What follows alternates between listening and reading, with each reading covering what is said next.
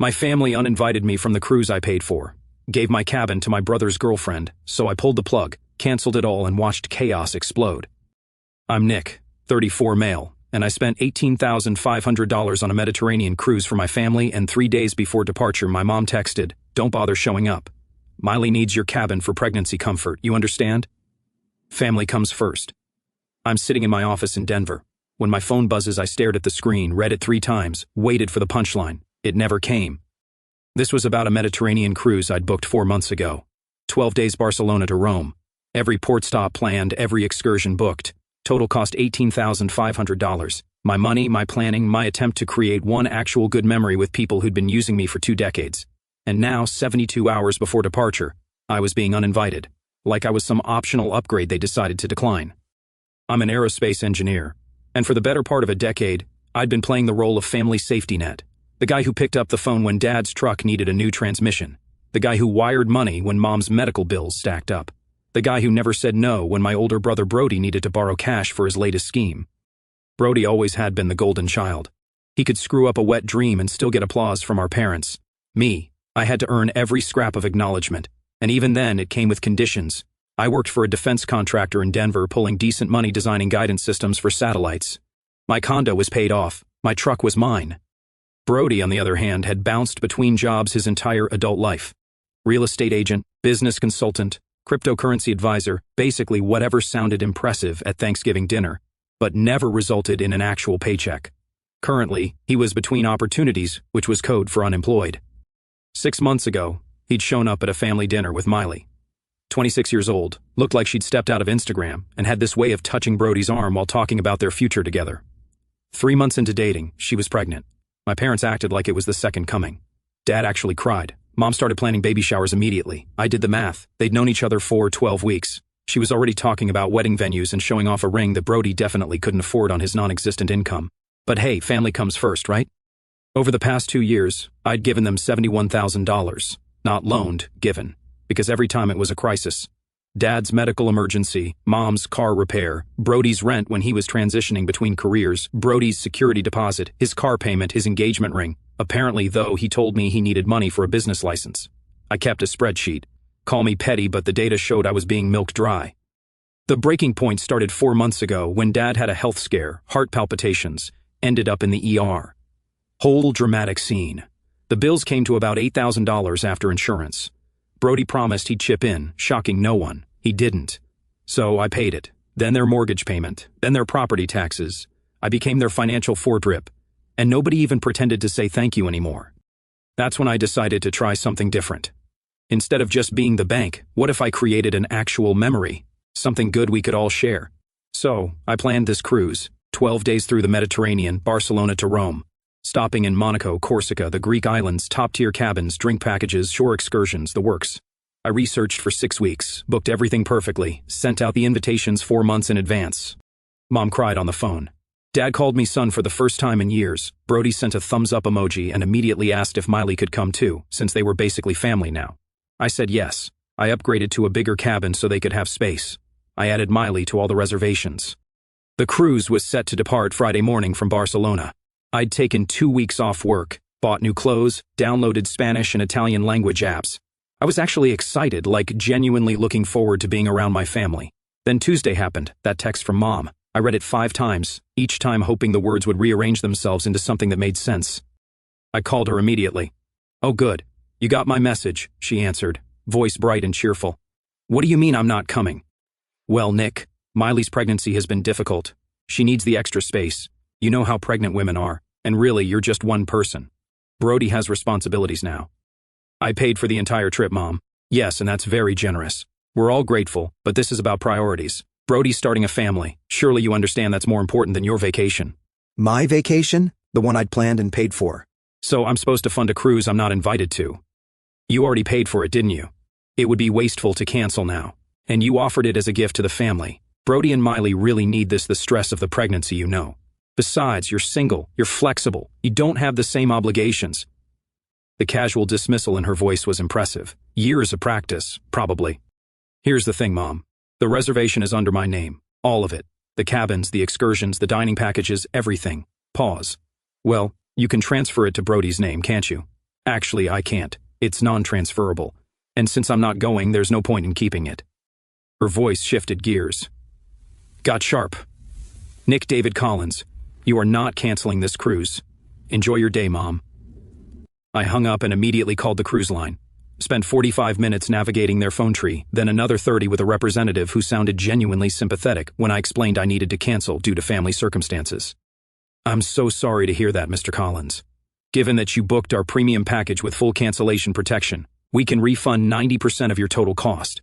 The refund will process within 5 to 7 business days. Music to my ears. I got the confirmation email at 5:47 p.m. The cruise was canceled, all cabins released, all reservations voided. $16,650 back in my account. I forwarded the confirmation to the family group chat with one line. Trips canceled, lose my number. Then I blocked every single one of them. I ordered Thai food, cracked open a drink, and watched playoff hockey without checking my phone every 5 minutes. Best Tuesday I'd had in years. The fallout was immediate and nuclear. By 9:00 p.m., I had 32 missed calls from numbers I didn't recognize. Brody must have been calling from every phone he could find. His office, Miley's phone, random friends, possibly strangers at the gas station. I blocked each one. My email inbox exploded. Subject lines ranging from, "Please call me back to you selfish bastard," to, "How could you do this to your family?" I set up a filter. Anything from their addresses went straight to a folder I named Family Circus. Wednesday morning, my doorbell camera caught Brody showing up at my condo. He pounded on the door for 10 minutes, yelling about betrayal and family loyalty and how I'd ruined everything. I was at the gym, watched the footage during my cool down on the treadmill. He looked unshaven, wrinkled shirt, eyes red from what I'm guessing was either crying or a hangover. Maybe both. I saved the video just in case. My coworker Devin noticed I was in a better mood than usual. We were in the lab running diagnostics on a new tracking system when he asked, "You seem weirdly cheerful. Hit the lottery? Better." I cut off my parasitic relatives. He looked up from his laptop. "Seriously?" I gave him the abbreviated version. Devin whistled low. "Damn, that's cold-blooded. That's efficient. Your family must be losing their minds." "That's the point," he grinned. "Good for you, man." I watched my sister do the same thing with our mom. Best decision she ever made. Sometimes you gotta cut the dead weight. That's when I knew I'd made the right call. Thursday afternoon, I got a call from my office receptionist. "Nick, there's a woman here asking to see you. Your mother? Tell her I'm in a classified meeting and won't be available. She says it's an emergency. Tell her to call 911. She tried not to laugh. Got it. Mom apparently threw a fit in the lobby. Security escorted her out. I sent them a fruit basket the next day. Friday morning, the day we were supposed to fly to Barcelona. I woke up naturally at 7 a.m., no alarm, made coffee, went for a long run through the neighborhood. The weather was perfect. Clear Colorado sky, temperature in the low 60s. I ran 8 miles, came back, showered, made breakfast. I ate on my balcony, watching the city wake up, feeling zero regret about the family currently not boarding a cruise ship in Spain. Then my phone rang around 10 a.m. unknown number. Against my better judgment, I answered. "Nick, it's Miley." Her voice had this breathy damsel in distress quality that probably worked on Brody, but made me want to check my wallet. "Please, I don't know what's going on between you and Brody, but this is really hurting him. He's devastated. Not my problem. I'm pregnant. We needed this trip. The stress isn't good for the baby." Then Brody should have thought about that before uninviting the guy who paid for the trip. That was your mom's idea. Brody didn't even know until after she texted you. He's so upset. We both are. Can't you just, I don't know, fix this? For the baby's sake.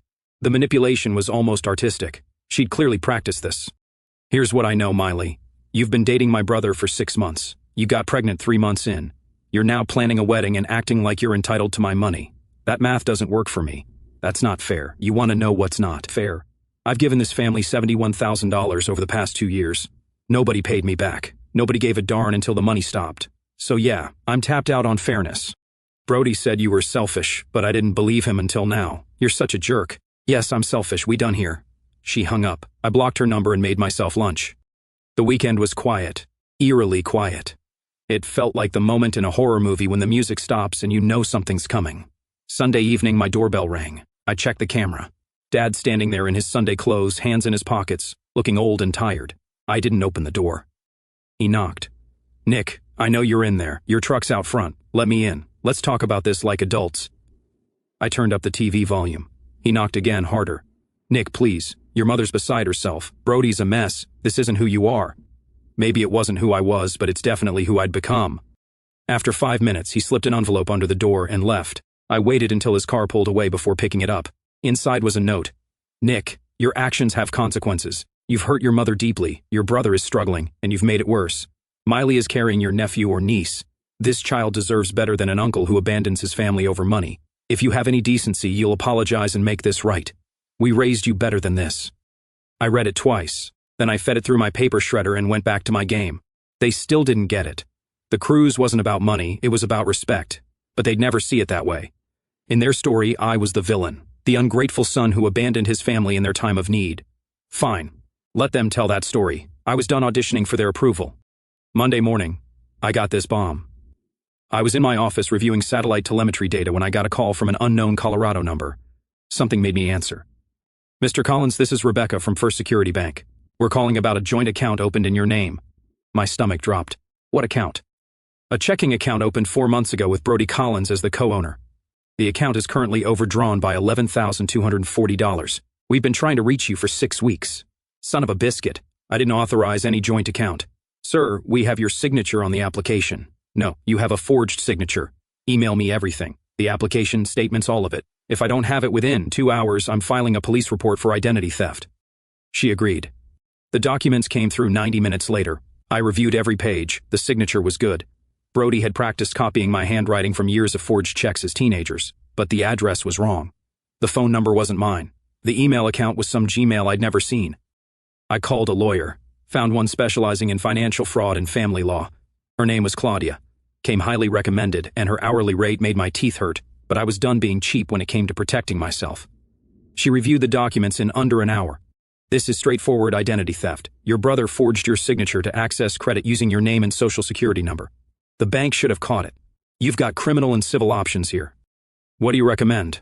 File a police report immediately. Let them investigate. Meanwhile, we send cease and desist letters to your entire family. Any further contact from Brody, your parents, or Miley gets documented as harassment. What about the $71,000? You could sue for recovery, but family court is a nightmare. My advice, consider it an expensive lesson and move on. She was right. Suing them meant months or years of continued contact, depositions, court dates, mediation. They'd worm their way back into my life disguised as legal proceedings. All right, just the fraud case and the letters. Smart. I'll draft the cease and desist today. We'll send them certified mail, return receipt requested. Once they sign for them, any contact is actionable. I paid a retainer, $5,000, and walked out feeling like I'd finally hired someone on my side. The police report happened Tuesday morning. The detective was this grizzled guy in his 50s who looked like he'd seen every flavor of human garbage. He reviewed my documents, took my statement, gave me a case number. The cease and desist letters went out Wednesday. One to Mom and Dad, one to Brody, one to Miley, even though she'd only been around 6 months because Claudia said we needed to cover all bases. She's already trying to insert herself as a stakeholder, Claudia explained. Cut that off now. The return receipts came back Friday. Both Mom and Dad signed at 9:30 a.m., probably standing right next to her. Brody's came back at 2:15 p.m. Miley's arrived Monday morning. Claudia called me. They're officially notified. Any contact from this point forward is harassment. Keep documenting everything. I'd already started a new folder on my computer. Screenshots, call logs, doorbell footage, everything timestamped and organized. Wednesday, 2 weeks after the canceled cruise, Brody showed up at my gym. I was on the bench press mid-set when I saw him in the mirror. He looked worse than before. I finished my set, racked the weights, grabbed my phone, and started recording before standing up. You got served, Brody. That means you don't contact me. Leave now or I'm calling the cops. We need to talk. No, we don't. I'm recording this. You can't just cut us off. 9 seconds. Mom's in the hospital. 8 seconds. And she's not. I called to verify. She had a routine checkup. Stop lying. His face went red. You actually called to check? 7 seconds. You're a piece of, you know that? 6. He turned and left, muttering something I didn't catch. I sent the video to Claudia immediately. Perfect, she said. He's violated the order twice now. We can file for a restraining order if you want. Not yet. Let's see if he's stupid enough to try again. He wasn't. But the messages didn't stop. They just got more creative. I started getting LinkedIn connection requests from accounts with no history, Facebook friend requests from profiles with 1 photo and 0 friends. Someone tried to log into my Netflix account. My dentist called saying someone had tried to cancel my appointment and request my records be transferred. I put a password on my account. My gym called, saying someone had called asking about my membership status and what times I usually came in. They were testing boundaries, seeing what they could still access, what strings they could still pull. I documented everything, built a file that Claudia called prosecutorially meticulous. Most people don't think to do this, she said. But if we need to escalate, you've got a paper trail that would make the FBI jealous. A month after canceling the cruise, I'd locked down my entire existence. New bank accounts at a different institution, new passwords on everything. Bank, email, social media, utilities, medical records, two-factor authentication on every platform, credit monitoring with alerts, changed my gym, put a note on my medical records that only I could authorize releases. I'd gone into witness protection from my own family. And honestly, it felt fantastic. The silence was strange at first. For years my phone had been anxiety incarnate. Every buzz could mean an emergency, a crisis, a demand for cash. I'd trained myself to tense up every time it rang. Now when notifications came through, they were actually about my life. Devin asking if I wanted to hit the range this weekend. My buddy Chris from college checking if I was free for the Broncos game. The hiking group I joined confirming Saturday's trail. The best part, I signed up for Brazilian Jiu-Jitsu. This is where things got interesting. Let me tell you about it a bit. First class, the instructor, this Brazilian guy named Rodrigo, who looked like he could bench press a truck, paired me with a white belt for practice. Just flow roll, he said, nice and easy. The guy was maybe 140 pounds. I'm 195. I figured this would be fine. 30 seconds later, I was being choked by what felt like a very determined python that had somehow acquired limbs. I tapped. He let go. I gasped for air like I'd been underwater for 3 minutes. Good, Rodrigo said again. This happened 6 more times. By the end of class, I'd been submitted by a guy who weighed less than my gym bag and looked like a strong breeze would blow him over. My ego wasn't bruised. It was in a full body cast, but I went back and kept going. Turns out getting destroyed by people half your size builds character. Also humility, mostly humility. 3 weeks in, I accidentally kicked Rodrigo in the face during a scramble. Not hard, just a glancing blow, but enough that everyone in the gym stopped and stared. I froze, certain I was about to be murdered by a Brazilian man who could probably tie me into a pretzel. Rodrigo just laughed. Good, you're learning to move now. 30 burpees for hitting the instructor. I did the burpees, my lungs considered filing a restraining order against me. I loved it. The structure. The fact that nobody cared about my job or my family or anything except whether I could escape side control. It was pure, simple. I also joined a cigar club that met monthly at this lounge downtown. Bunch of guys from different industries, finance, law, medicine. One guy who owned a brewery. We'd smoke cigars, drink good stuff, talk about everything except our problems. First meeting, I mentioned I'd cut off my family, expected judgment. Instead, the lawyer, guy named Tom, just nodded and said, smart. I did the same thing with my brother 5 years ago. Best decision I ever made. Turned out half the guys in that room had similar stories. The brewery owner hadn't spoken to his father in a decade. One of the finance guys had a sister who'd stolen from him. We didn't dwell on it, just acknowledged it and moved on to arguing about whether Blandon's was overrated. It is. By the way, I started saying yes to things. You know, work happy hours, weekend camping trips, random Tuesday dinners, all the invitations I declined for years because what if mom called her Brody needed money? Also bought furniture, walnut dining table, bar stools. Spent a Sunday rearranging my condo, stepping back to look at a space that was finally mine. 2 months after canceling the cruise, I booked a trip to New Zealand. 3 weeks solo hiking, fly fishing, maybe bungee jumping if I didn't chicken out. The travel agent was this older guy named Wayne, who'd been doing this for 30 years, showed me photos from his own New Zealand trips, suggested off-grid spots most tourists missed. First solo trip, he asked? You'll love it. Something about traveling alone. You figure out who you are without anyone else's expectations. 3 months later, I was standing in a river in Queenstown. Fly rod in hand, mountains everywhere, not another soul in sight. The fishing guide, a Kiwi named Owen, who looked carved from granite, was showing me how to read the water. See where the current breaks? That's where the brown sit. Cast upstream. Let it drift natural. I cast. Line unfurled perfectly. Fly landed soft. 3 seconds later, a rainbow trout hit it hard enough to make my heart jump. 20 minutes later, I landed a fish. Took a photo, released it, watched it dart back into the current. Natural talent, Owen said. Dangerous with practice. That night, I posted a photo of the mountains at sunset. Caption, finally found what I was looking for. The comments came from Devin, Chris, guys from Jiu-Jitsu, the hiking group. Not a single comment from anyone who shared my DNA. Perfect. Back in Denver, I kept building. Shooting league at the range. Started meal prepping. Made plans for Alaska next summer. Maybe get a caribou hunt lined up. Got promoted at work. Senior systems engineer, 18% raise, better projects. The manager mentioned leadership track. Old Nick would have hesitated. New Nick accepted immediately. Made real friends. The kind who texted to check in, not ask for favors. The kind who showed up when invited. The kind who remembered your birthday without Facebook reminding them. 4 months after the canceled cruise, I'd built a completely different life, one that had nothing to do with my family using me as an ATM. My savings account had numbers I'd never seen before, retirement maxed out, actual discretionary income that wasn't already earmarked for someone else's emergency. I was happy. And all it cost was $18,500 and a family who never valued me anyway. But here's the thing. Some people never change. They just get more desperate.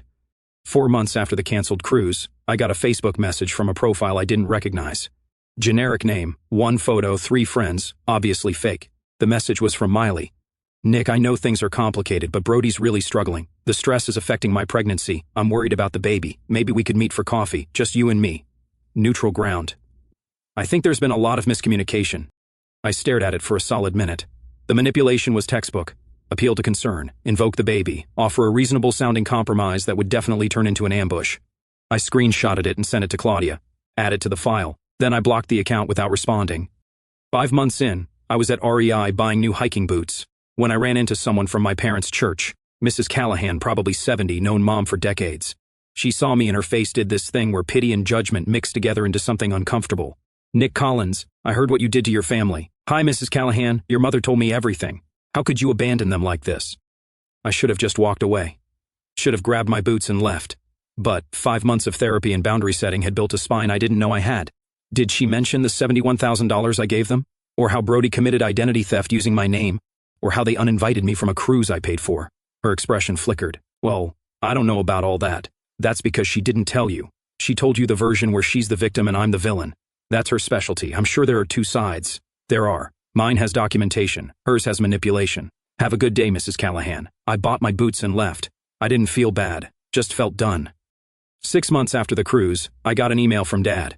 Subject line important. Please read. Against my better judgment. I opened it. Nick, your mother is in the hospital. Chest pain, possible heart attack. Thought you should know she's asking for you. Whatever happened between us, she's still your mother.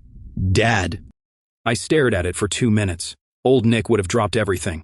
Would have rushed to the hospital, paid the bills, handled everything. New Nick picked up the phone and called the hospital directly. Hi, I'm Nick Collins. My mother, Isabel Collins, was admitted today. Can you tell me her condition? The nurse checked. She's stable. Routine observation for anxiety-related chest pain. No cardiac event. She'll be discharged tomorrow morning. I hung up and sent Dad a 2-word reply. She's fine. Then I went to my jiu-jitsu class, got my butt kicked by a blue belt who weighed 160 pounds soaking wet. Showered, grabbed dinner with Devin. Didn't think about my family once. That night, my doorbell camera caught motion.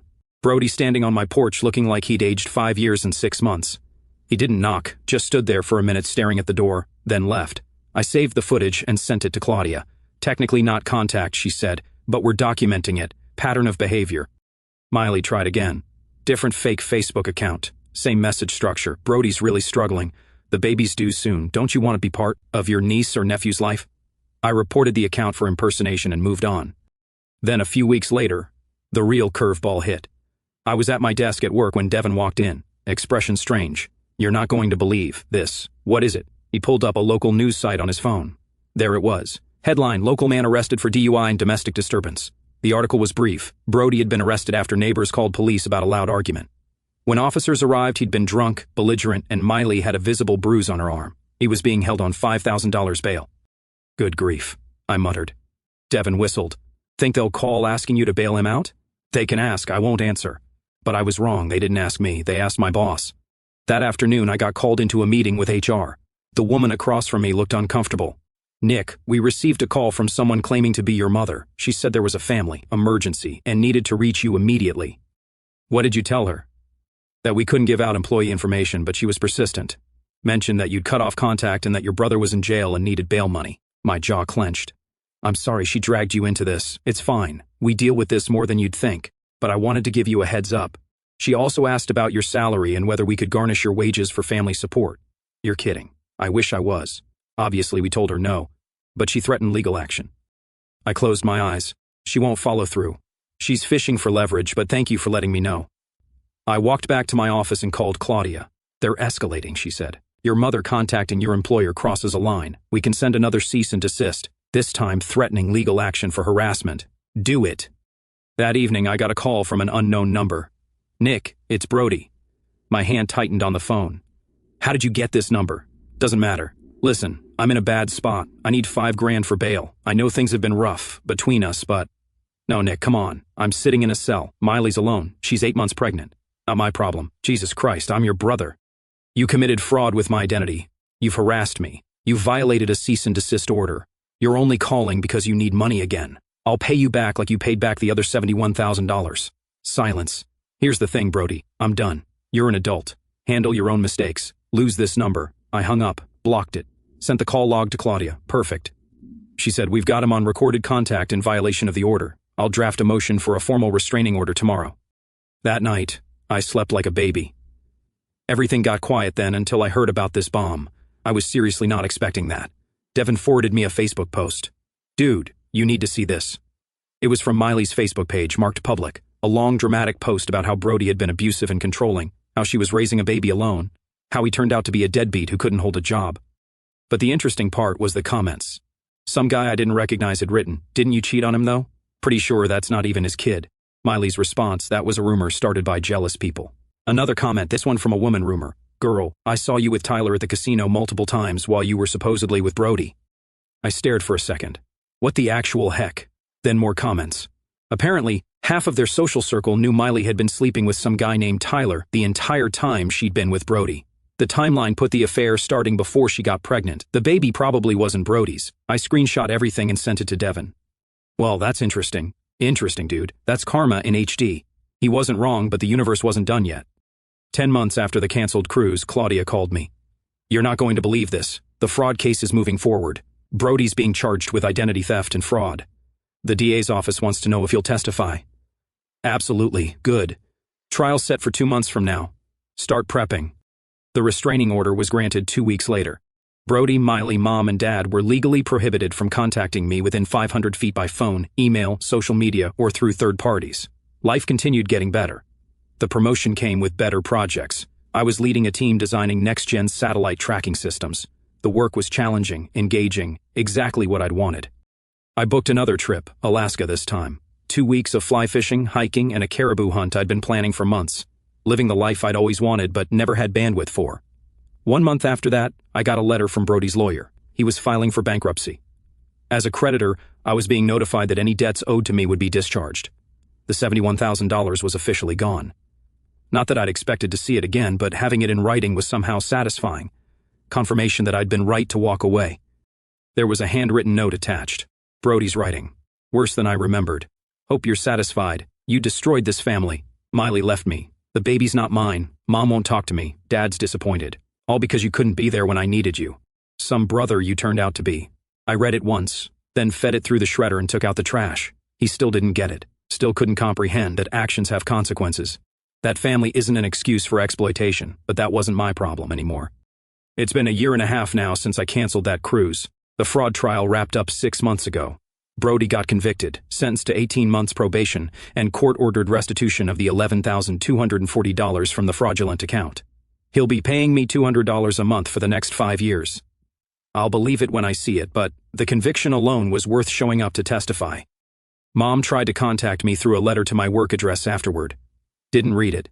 Gave it to Claudia, who sent another cease and desist. Haven't heard from her since. Dad had a minor stroke 4 months ago. I found out through Mrs. Callahan's Facebook post asking for prayers. I didn't call or visit, just noted it in my mental ledger and moved on. He's recovering fine apparently. Good for him. I'm in the best shape of my life.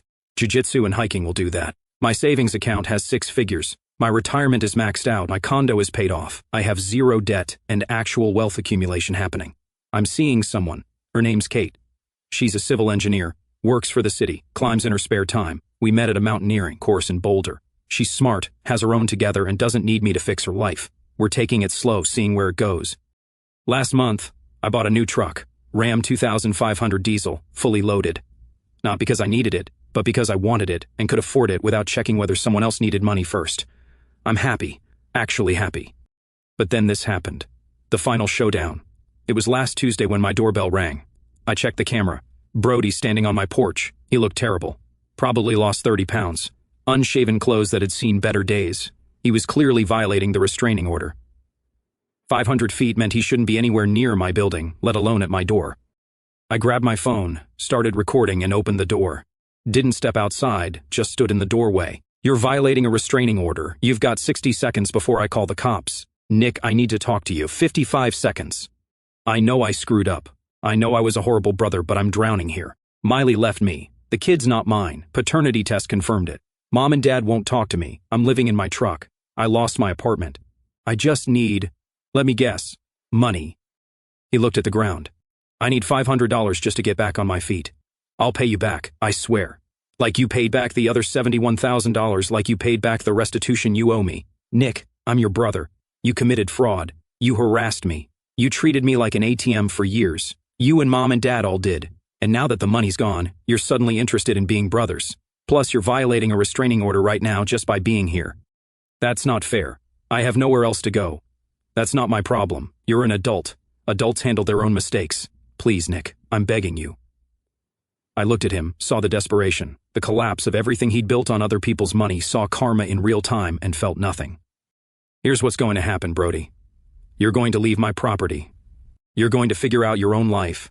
You're going to stop looking for someone to bail you out and start being responsible for your own choices. And you're never going to contact me again. You're just going to let me fail? I'm going to let you figure your life out. Now get off my property. He stared at me for a long moment. I could see him cycling through arguments, manipulations, angles, looking for the button that would make me cave. He wouldn't find it. That person didn't exist anymore. Finally, he turned and walked away. Got into a beat-up Toyota I didn't recognize. Drove off. I closed the door. Then I made dinner, opened a good bottle, and sat on my balcony watching the sunset over the mountains. My phone was silent. No crisis calls, no guilt trips, just me. Good view and a peaceful life.